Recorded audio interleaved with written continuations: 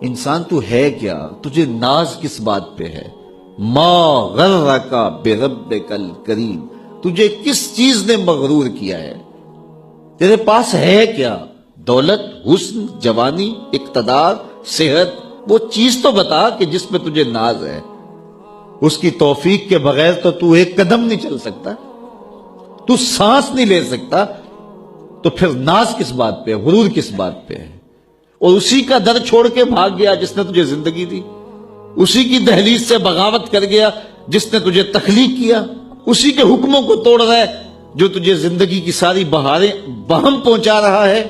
5 مرتبہ آواز آتی تھی، حی علی الصلاۃ، حی علی الفلاح، آجا نیکی کی طرف، تو نے کبھی پرواہ نہیں کی۔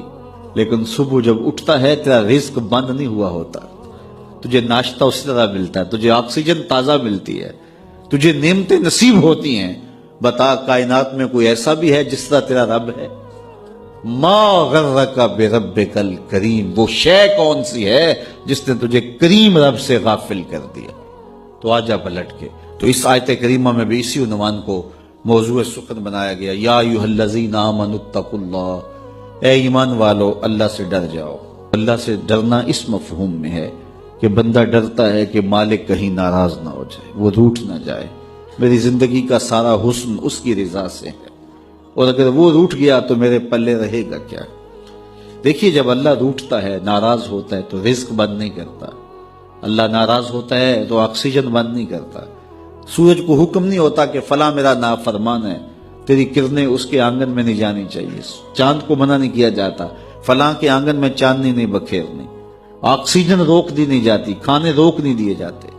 جب اللہ کسی سے ناراض ہو جاتا ہے ہدایت روک دیتا ہے، اللہ کسی سے ناراض ہوتا ہے تو من اجڑ جاتا ہے، اللہ جب کسی سے ناراض ہوتا ہے تو سجدوں کی توفیق نہیں ملتی، اللہ جب کسی سے ناراض ہوتا ہے تو خشیت الہی کے جذبے چھین لیے جاتے ہیں، تو وہ یہ دولتیں لے لیتا ہے۔ بندہ سمجھتا ہے میں نماز پڑھنے نہیں جاتا، اور تو کون ہے نہ جانے والا، وہ بلاتا ہی نہیں ہے، تجھے توفیق سجدہ ہی نہیں دیتا ہے، تو کون ہے؟ تو بھاگتا ہوا جائے۔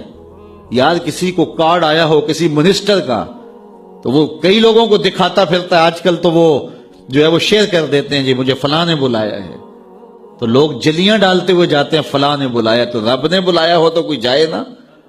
اور میاں تجھے اس نے پھر بلایا ہی نہیں، تیرے سے ناراضگی ایسی ہے کہ تیرے کانوں سے آواز تو ٹکرائی ہے لیکن تیری روح تک نہیں پہنچی، اس نے روک دیا ہے راستے میں۔ اللہ فرماتا ہے کہ ہم ان کے کانوں میں پردے ڈال دیتے ہیں، ان کی آنکھوں پہ پردے ڈال دیتے ہیں، ان کے دل پہ پردے ڈال دیتے ہیں۔ تو بندہ کہتا ہے میں نہیں پڑھتا، تو کون ہے نہ پڑھنے والا؟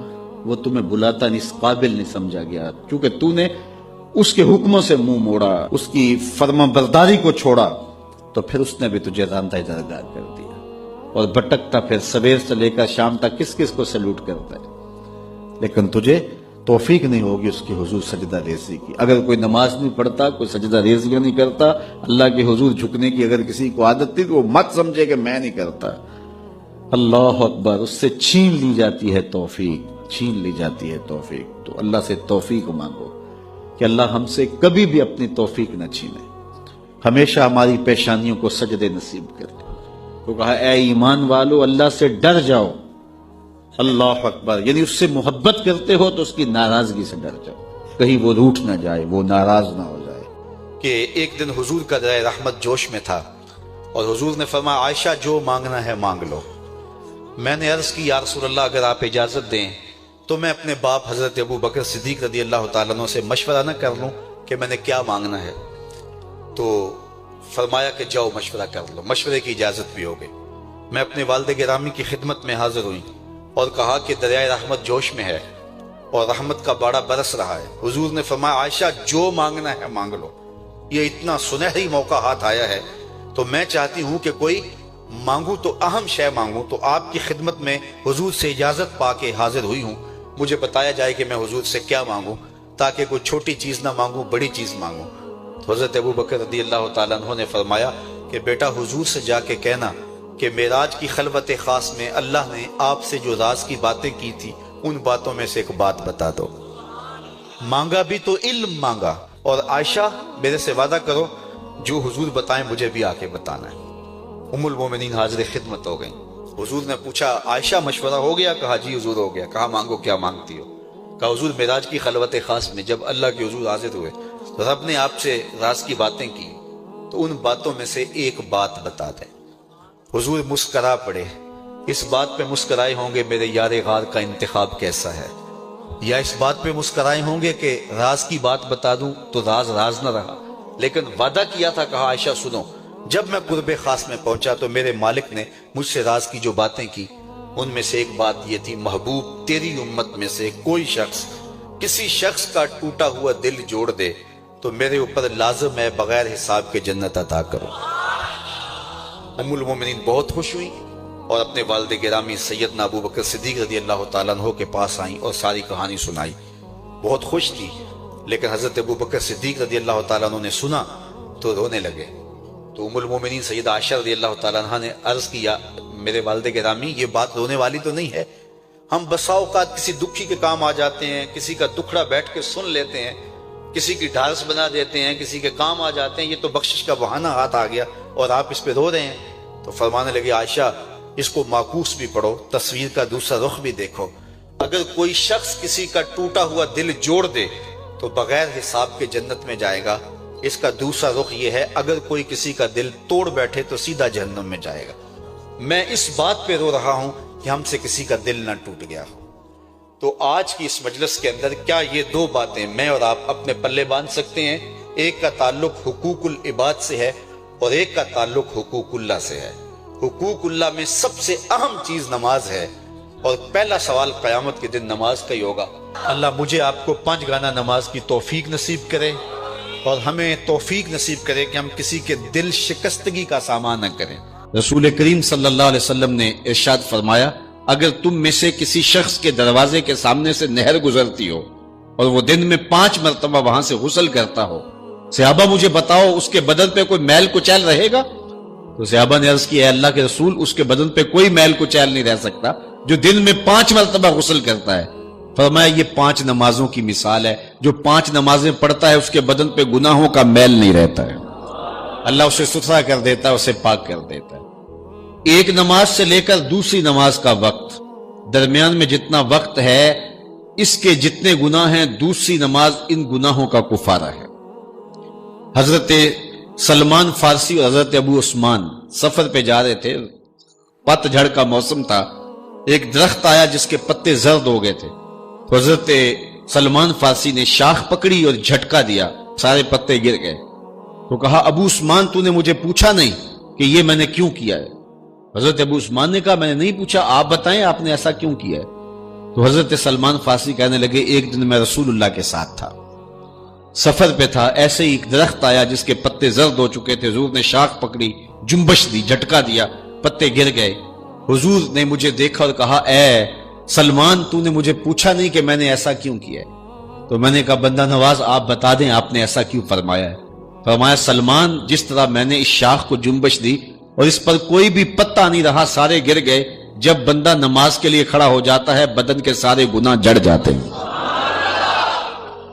اللہ کی توفیق سے میرا خیال ہے کہ آپ سارے لوگ نمازی ہوں گے، اور میری مائیں بہنیں اور بیٹیاں جو تشریف لائی ہیں انہیں بھی 5 گانا نماز کا شعور اور توفیق نصیب ہوگی۔ آج ہم یہاں سے عزم کر کے جانا ہے کہ ہمارے خاندان میں، ہمارے رشتہ داروں میں، ہماری اولادوں میں اگر بدقسمتی سے کوئی بے نمازی ہے تو آج عزم کر کے جائیں کہ وہ بے نمازی نہ رہے، اتنے زور سے تبلیغ کریں گے کہ وہ نماز پڑھنے پہ مجبور ہو جائیں گے۔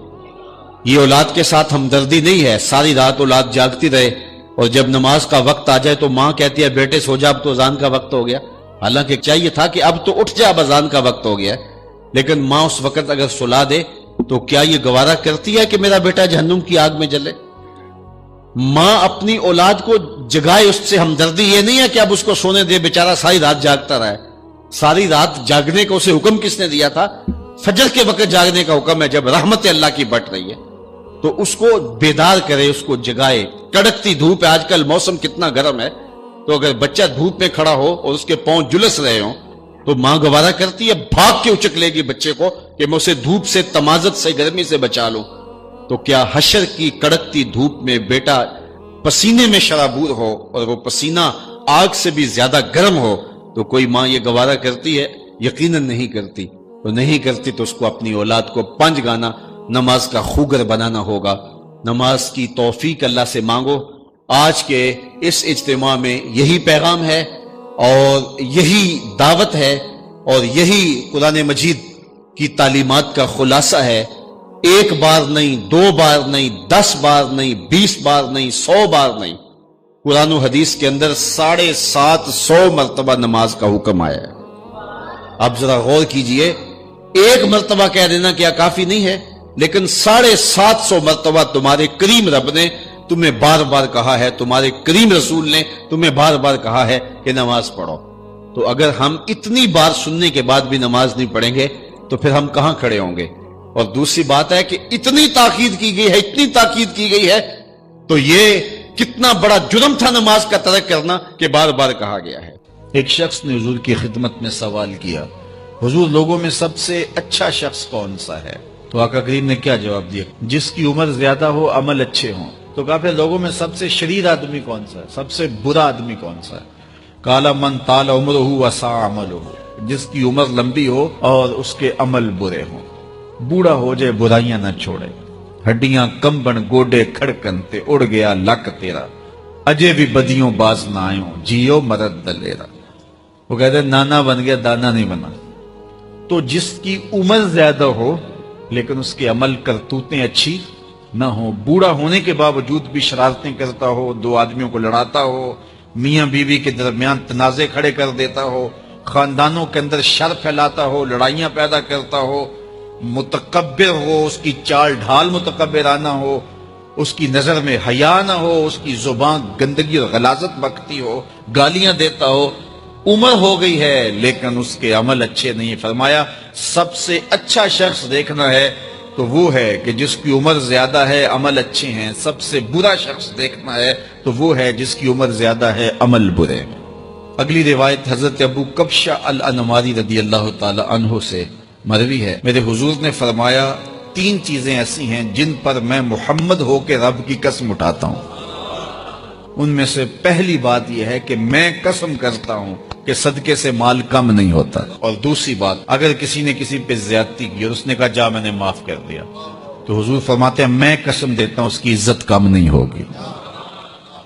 ہو سکتا ہے کوئی شریک کہہ دے اور ڈر دے معاف کرتا ہی، کہا وہ کہہ دے، لیکن میں محمد قسم دیتا ہوں کہ عزت کم نہیں ہوگی. میں رب سے عزت لے کے دوں گا اسے.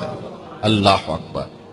تیسری بات، جب کوئی شخص سوال کا دروازہ کھول دیتا ہے، مانگنے لگ جاتا ہے، تو میرے حضور فرماتے ہیں میں قسم اٹھا کے کہتا ہوں اللہ اس پر محتاجی کا دروازہ کھول دیتا.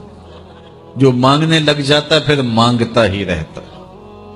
ہم نے دیکھا کچھ لوگ بچپن سے مانگتے ہیں، بڑھاپے تک مانگتے رہتے ہیں، ان کی کبھی ضرورت پوری نہیں ہوئی. یہ قرض مانگنے کی عادت جس کو پڑ جائے تو وہ بھی ساری زندگی قرض ہی مانگتا رہتا ہے، ہر وقت مقروض.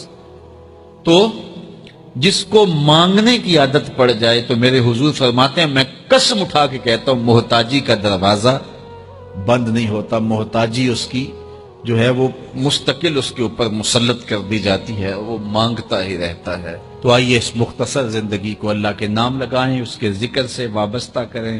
دنیا میں 4 طرح کے لوگ پائے جاتے ہیں. پہلا بندہ وہ جس کو اللہ نے مال بھی دیا ہے، علم بھی دیا ہے، شعور بھی ہے، ضروریات دین کا علم بھی ہے، اللہ تعالیٰ نے اس کو فہم عطا کیا ہے، علم دیا ہے، اور وہ اس مال میں اپنے رب سے ڈرتا ہے کہ اس کو غلط جگہ خرچ نہیں کرنا، اور صلہ رحمی بھی کرتا ہے، رشتہ داروں کے حقوق کا خیال بھی رکھتا ہے، اس میں جو اللہ کا حق ہے اس کو بھی ادا کرتا ہے، صلہ رحمی بھی کرتا ہے، اللہ کا حق ادا بھی کرتا ہے، اور جو ہے وہ اللہ سے ڈرتا بھی ہے، مال کو غلط خرچ بھی نہیں کرتا. میرے حضور فرماتے ہیں کائنات میں سب سے افضل شخص دیکھنا ہے تو یہ شخص ہے.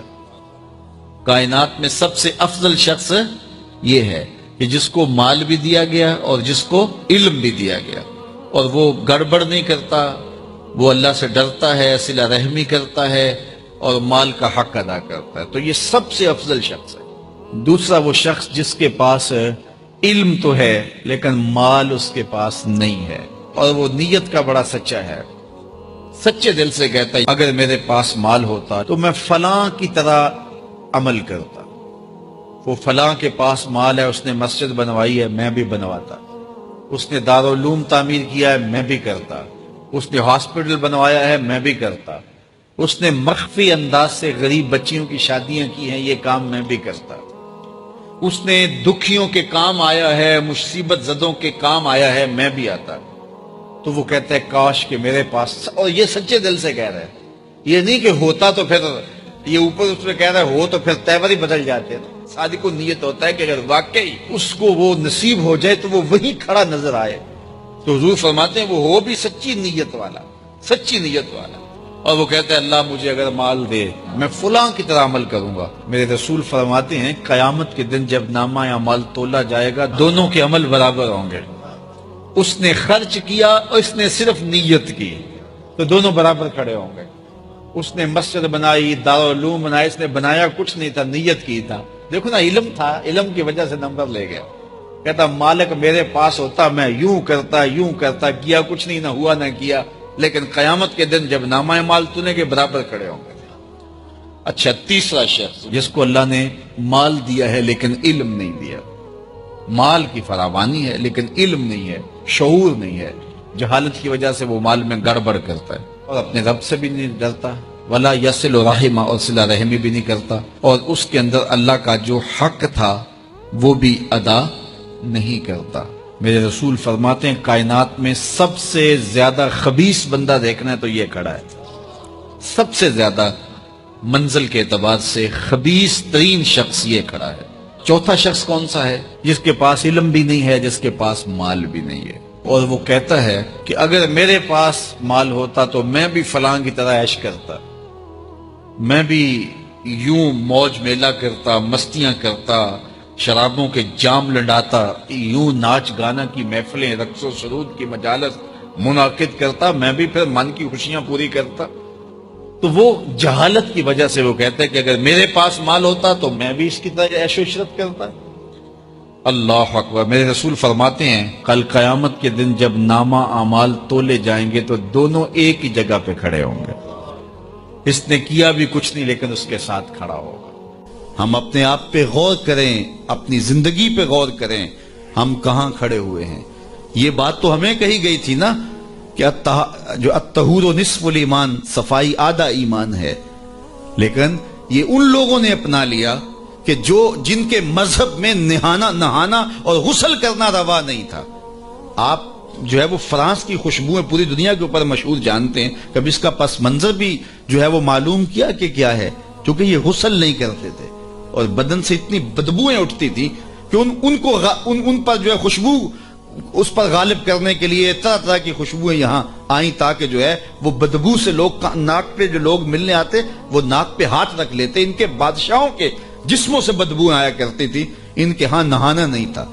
یہ تو مسلمانوں نے آ کے سکھایا، اور جب اندلس انہوں نے فتح کیا تو اس وقت جو وہاں واش روم انہوں نے بنائے تھے مسلمان، سب سے پہلے انہوں نے غالب آ کے ان کو توڑا اور پھر اسی روش میں چلے گئے۔ پھر آہستہ آہستہ نے سوچا کہ یار دیکھو تو صحیح، اور آج صفائی پسند وہ ہو گئے، آج گلیاں ان کی صاف ہیں، آج بازار ان کے صاف ہیں، آج ملک انہوں نے ایسے بنا کے رکھے ہیں جیسے ایک سگڑ بی بی اپنا گھر سنوار کے رکھتی ہے، اور ہمارے گلی کے اندر ہم کچرا پھینک کے گھر چلے جاتے ہیں۔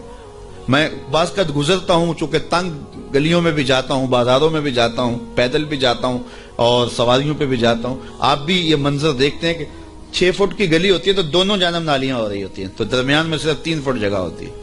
میاں ایک سائڈ نالی بنا لو، چلو گلی کشادہ ہو جائے، لیکن ادھر والے نہیں مانتے کہ ہماری جانب نالی ہو، وہ کہتے ہیں ادھر نہیں مانتے، چلو فیصلہ کیا کہ دونوں جانب نالیاں ہوں۔ جب قوم کا مزاج یہ ہوگا تو کیا قوم ترقی کرے گی جو اتنی قربانی بھی نہیں دے سکتی؟ تو اب گندگی کے ڈھیر جگہ جگہ پڑے ہوئے ہیں۔ حکومت کو چھوڑیں آپ، حکومت کی ترجیحات، حکومت کی دلچسپیاں، ان کے معاملے، وہ تو جو کرتے ہیں، جو فریضہ ہمارا تھا ہم نے وہ نبھایا، ہم نے اس فریضے کو پورا کیا۔ تو ہم اپنے رویوں پہ غور کریں، ہمارے آقا نے ہمیں کتنا ستھرا دین دیا تھا، کتنا پیارا دین دیا تھا۔ میں نے اس مرتبہ میلاد کے موقع پہ کہا کہ دیکھو ہماری ترجیحات، کہ ہم نے پورا، میں گلی سے گزرا تو وہ گلی کے اوپر پورا وہ گوٹا کناری کی ہوئی تھی اور ڈنڈیاں بھی اور چراغاں بھی کیا تھا، اور بہت زیادہ پیسے لگے ہوئے ہوں گے. تو نیچے جو ہے وہ گلی تو وہ کچی تھی. تو میں نے کہا اگر یہ اوپر نہ ہوتا, نیچے کنکریٹ کی گلی ان پیسوں سے بن جاتی, تو یہ رسول اللہ زیادہ خوش نہ ہوتے اور حضور کی امت کو زیادہ نفع نہ ہوتا اور یہ میلاد کے نام پہ ہو جاتا. لیکن نیچے کچی گلی ہے اور وہ کہتے ہیں یہ حکومت کی ذمہ داری ہے, اور ہم نے اوپر گلی کے اوپر گوٹا کناری بھی کی ہوئی ہے اور اسے چراغاں بھی کیا ہوا ہے اور اس کے اوپر فانوس بھی لٹکائے ہوئے ہیں اور لاکھوں روپے اس گلی کو سجاتے ہوئے ہم نے لگا دیا. لیکن اگر ہم پکی کر لیتے گلی تو وہ زیادہ اچھا نہ تھا کہ وہ ہمیشہ کے لیے جو ہے وہ ایک مسئلہ ختم ہو جاتا. لیکن وہ نہیں کریں گے, یہ کریں گے ہم نے اپنی ترجیحات اپنی مرضی سے مقرر کی ہوئی ہیں. تو میرے رسول صلی اللہ علیہ وسلم نے جو ہمیں دین دیا ہے اس دین کو اختیار. اس کا یہ مطلب نہ لیا جائے کہ میں میلاد کے چراغاں کا مخالف ہوں. آج کل تو یہ بھی بڑا ڈر لگا رہتا ہے کہ فتوے ایک دم جو ہے وہ متوجہ ہو جاتے ہیں اور کافر سے نیچے تو چھوڑتے ہی نہیں نا. لیکن یہ دکھڑے ہیں ہمارے. میں کہتا ہوں گلیاں سجاتے ہو دل ویران نہ رہے. میں کہتا ہوں چراغاں کرتے ہو مکانوں کی چھتوں پہ کرو, میں اس کا انکار نہیں کرتا, لیکن دل کی گلیوں میں اندھیرا نہ رہے. اور تم جھنڈیاں لگاتے ہو حضور کے نام کی, ایک ایک پرت پہ, دل کے ایک ایک پرت پہ نام محمد کی جھنڈی بھی لگاؤ. اور میں نے الحمدللہ جگہ جگہ میلاد کے موسم میں اس مرتبہ توجہ دلائی کہ آپ اس طرح کریں کہ اپنے محلے کے اندر فہرست بنائیں, اپنی گلی کے اندر فہرست بنائیں. اللہ تعالیٰ نے یہ نظام رکھا ہوا ہے. غربت کے زمانے کے اندر بھی ایسا ہوتا ہے کہ ایک گلی کے اندر 20 یا 25 گھر ہیں تو ایک دو گھر والوں کو اللہ تعالیٰ نے مال و دولت سے فرازہ جو ہے وہ مالا مال کیا ہوتا ہے. باقی جو ہے وہ پوری گلی کے لوگ غریب ہو سکتے ہیں, لیکن کوئی ایک آدھ آدمی اللہ تعالیٰ وہاں امیر رکھا ہوتا ہے. ایک پورا گاؤں ہے, دیہات ہے اور بڑا غریب دیہات ہے, لیکن وہاں بھی کوئی 5, 10, 15 زمیندار ہوتے ہیں یا کچھ لوگ مالی طور پہ مستحکم ہوتے ہیں. یہ اللہ تعالیٰ نے نظام رکھا ہے. وہ جو 5, 10 لوگ ایک بستی میں امیر ہیں, ایک گلی کے اندر 15 یا 20 گھر ہیں تو سارے غربا کے گھر ہیں, تو 2-3 گھر جو ہیں اللہ تعالیٰ نے ان کو نوازا ہوا ہے. تو وہ 2-3 گھر یا اس گاؤں کے اندر جو ہے وہ 10-12 لوگ وہ سوچیں کہ ہمیں سرخاب کے پر لگے ہیں کہ ہمیں دولت زیادہ دی گئی ہے. عقل و فہم کی وجہ سے بھی دولت زیادہ نہیں ہوتی. میاں صاحب فرماتے ہیں بے وقوفاں دے نوکر ویکھے دانش مند سیانے. ایسا بھی ہوتا ہے. یہ اللہ کی تقسیم ہے, وہ جس کو عطا کر دے. تو اب جس کو دولت زیادہ دی گئی ہے وہ سوچے کہ مجھے کیوں زیادہ دی گئی ہے. علماء نے کہا کہ جس کو کوئی زیادہ فراوانی دی گئی ہے اس کا جو ہے وہ مثال کے طور پر وہ کہتے ہیں کہ جو گائے ہے اور بھینس ہے اس کا دودھ اس کے بچے کی ضرورت سے زیادہ ہوتا ہے تو باقیوں کے لیے بھی حلال قرار دیا گیا کہ وہ نفع پہنچائے. جس کو مال اس کی ضرورت سے زیادہ دیا گیا ہے تو وہ اس مال کے ذریعے اپنے کم از کم رشتہ داروں میں اور اپنے محلے میں اپنی گلی میں کم از کم دیکھے. اور میلاد کے موسم کے اندر وہ غور کرے کہ میری گلی میں 15 گھر ہیں, اس میں کوئی غریب ہے تو آج میلاد کے دن ایسا نہ ہو کہ آج بھی وہ غربت میں دن گزارے. اگر اس کو آپ 1 مہینے کا راشن دے دیتے ہیں اور ساتھ لکھ کے چٹ اس کے اندر ڈال دیتے ہیں میلاد مبارک, اور درود پڑھتا رہے گا اور حضور علیہ الصلوۃ والسلام کا صدقہ کھاتا رہے گا تو کتنا اچھا ہو. تو یہ وہ چیزیں ہیں جس کی طرف ہمیں توجہ کرنی چاہیے. اور میں سمجھتا ہوں کہ حضور علیہ السلام کی محبت سے معاشرے کے دکھ جو ہیں وہ سمیٹے جا سکتے ہیں. آقا کریم علیہ الصلوۃ والسلام نے محبت سے ہی معاشرت کو جو ہے وہ اپنے قریب کیا اور لوگ ایمان کی دولت سے مالا مال ہو گئے. وہ ایک بچہ آیا نا اپنی ماں کے لیے لباس لینے کے لیے, اور پہلے وہ گیا اپنے چچا کے پاس. اس کی ماں بیوہ تھی اور اس کا لباس پھٹ گیا تھا, اور وہ اپنے چچا کے پاس گیا تو اس نے دتکار دیا. اللہ اکبر. فذالک الذی یدعو الیتیم, یدعو الیتیم, یہ قرآن نے بتایا ہے کہ یہ وہ بد نصیب لوگ ہیں جو یتیموں کو دھکے دیا کرتے ہیں. تو وہ ماں نے اس کو روکا تھا, بیٹا نہ جانا, تاریخ خیرب پڑھے. ماں نے کہا تھا بیٹا نہ جانا, لیکن اس نے کہا کہ تیرے بدن کے اوپر جو لباس ہے وہ بھی پھٹ گیا اور جگہ جگہ سے جسم جھلک رہا ہے, تو میں اپنے چچا سے آپ کے لیے لباس لے کے آتا ہوں. پھر جو رویہ اس نے اختیار کیا تو واپس روتا ہوا آ رہا تھا. تو کسی نے راستے نے پوچھا کہ کیا ماجرا ہوا؟ اس نے کہا چچا کے پاس گیا تھا ماں کے لیے لباس لینے, اس نے تو لا کے بھیج دیا. اللہ اکبر. تو اس نے کہا کہ جہاں سین حرم میں محمد نام کا ایک شخص بیٹھا ہوا ہے, اگر تو اپنا دکھڑا اس کے سامنے پیش کرے تو وہ امید ہے تمہیں رد نہیں کریں گے, لیکن سن لے ان کا دین کوئی اور ہے. اللہ اکبر. اپنے ماں کے پاس آیا تو ماں کو کہا کہ چچا نے تو لا کے بھیج دیا, لیکن آپ کی حالت مجھ سے دیکھی نہیں جا رہی. بچہ ابھی شعور کی منزلوں میں قدم رکھ رہا تھا, پہلے بہت چھوٹا تھا, اب اس کے اندر ایک جذبات تھے بچے کے اندر. تو ماں نے کہا کہ بیٹا نہیں، ان کے پاس نہیں جانا، سنا ہے کہ وہ جو ان سے ملے دین دھرم چھین لیتے ہیں اس کا. اللہ اکبر. تو حضور علیہ الصلوۃ والسلام کے پاس جانے سے ماں روکنے لگی، لیکن بچے نے کہا کہ امی میں پکا رہوں گا، بتوں کا وفادار رہوں گا، تم اس ٹینشن کو، اس پریشانی کو چھوڑ دو. اور حضور کی خدمت میں حاضر ہوا. حضور صحن حرم میں چادر اوڑے بیٹھے ہوئے تھے اور جا کے کہنے لگا میں پہلے بات آپ سے کر لیتا ہوں، آپ کا دین میں نے قبول نہیں کرنا. حضور مسکرا کے بولے بیٹا بتاؤ کس لیے آئے ہو؟ کہا میری ماں بے لباس ہے، میں آپ سے لباس لینے آیا. حضور نے چادر رحمت اتار کے اس کے کندھوں پہ ڈالی. اللہ اکبر. وہ واپس آ گیا اور ماں پر حضور کی چادر اڑائی. اللہ اکبر. اور ماں نے کہا کہ بیٹے اس نے اپنا دین تو نہیں تجھے دیا؟ کہا نہ، میں نے پہلے کہہ دیا تھا تیرے دین نہیں مانوں گا. ماں کہنے لگی پتر اس کا دین ماننا چاہیے، یہ جس نے رحمت کی چادر ہمارے سر پہ تان دی. اللہ اکبر. تیری تک کے ادامہ میں مرید ہو گئے. اس بوڑھی عورت کا قصہ بھی آپ نہیں بھول سکتے، جو گھر کا سامان باندھ کے اپنے دروازے پہ بیٹھی ہوئی تھی اور اس نے سنا تھا مکے میں ایک جادوگر آیا ہے جسے ملتا ہے اس کا دین چھین لیتا ہے. اس نے سوچا ساری زندگی لات، منات، حبل، عزا ان کے ساتھ وفا کی ہے، یعوق اور نصر کے قصیدے پڑھے ہیں، تو اب آخری زندگی میں کیا میں ود اور سوا کو چھوڑ دوں گی، میں یعوس اور نصر کو چھوڑ دوں گی، میں لات اور منات کو چھوڑ دوں گی؟ کہا کہ کہیں ایسا نہ ہو کہ کہیں اس سے ملاقات ہو جائے اور وہ دین ہی میرا چھین لے، مجھے شہر چھوڑ دینا چاہیے. گھر کے تھڑے کے اوپر سامان باندھ کے بیٹھی ہے. حضور بھی گزرے، اس نے دیکھا تو کہا بھتیجے یہ سامان میرے سر پہ رکھ دے. حضور نے سامان اٹھایا، دیکھا تو بوجھل تھا، وزنی تھا، اور بڑھیا کو دیکھا تو کمزور تھی. تو کہا کہ بڑھیا اگر چاہو تو جہاں چاہتی ہو، میں خود نہ چھوڑا. اس نے کہا اس سے بڑی مہربانی کیا ہوگی، میں تو لاولد ہوں، میری تو اولاد نہیں ہے، تو میں شہر چھوڑ کے جا رہی ہوں. راستے میں حضور نے سامان اٹھایا ہوا ہے اور بڑھیا سے باتیں بھی کرتے جا رہے ہیں. تو بڑھیا کو کہا کیوں جا رہی ہے؟ اس نے کہا کہ سنا ہے یہاں ایک جادوگر ہے جو لوگوں کا دھرم لوٹ لیتا ہے، لوگوں کا دین لوٹ لیتا ہے. میں نے ساری زندگی بتوں سے وفا کی ہے، میرے آبا و اجداد نے بتوں سے وفا کی ہے، میں چاہتی ہوں دین اجداد ہاتھ سے چھوٹ نہ جائیں. آخر اس شہر میں رہتی ہوں، کہیں مل نہ جائے، تو میں چاہتی ہوں کہ میں شہر چھوڑ جاؤں. زندگی کی چند سانسیں باقی ہیں، میں وفا کے ساتھ تو گزاروں. غالب نے کہا تھا نا وفاداری بشرط استواری اصل ایمان ہے. اس پہ اختلاف بھی کیا جا سکتا ہے. مرے کعبے میں تو بت خانے میں گاڑو برہمن کو. وہ کہتا ہے چاہے بت سے وفاداری ہو، وفاداری تو ہو. تو اس نے کہا میں تو وفاداری کرنا چاہتی ہوں اپنے بتوں سے، اور میں شہر چھوڑ کے مکہ جا رہا ہوں. جانتی ہوں ام القریٰ ہے، بستیوں کی ماں ہے. اس شہر کو شہر جمال کہتے ہیں، شہر خوباں ہے، لیکن میں اس شہر کو چھوڑ کے جا رہی ہوں. خیر حضور نے کچھ نہیں کہا، اس کا سامان نہیں پھینک دیا کہ ٹھیک ہے تم پھر جاؤ. سامان اس کا اٹھایا اور جہاں تک اس نے جانا تھا سامان پہنچایا.